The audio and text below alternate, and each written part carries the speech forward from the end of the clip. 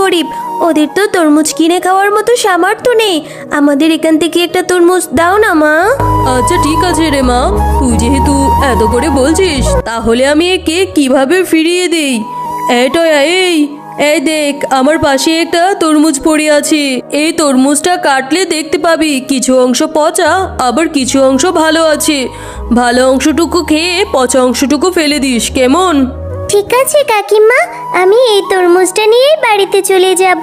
তরমুজটা কেটে ওখান থেকে যদি কিছু ভালো অংশ বের হয় তাহলে আমি সেই অংশটুকু তৃপ্তি করে খাবো। এরপর টয়া সেই পচা তরমুজটা নিয়ে তাদের বাড়িতে চলে যায়। ওমা দেখো, বেলির মা আমাকে কত বড় একটা তরমুজ দিয়েছে। ওদের তরমুজের জমিতে না অনেক তরমুজ হয়েছে। মা, উপরের অংশটুকু নাকি পচা আর নিচে নাকি ভালো অংশ আছে। আমাকে এই তরমুজটা কেটে দাও না মা, আমি বসে বসে খাবো। টয়া, আমি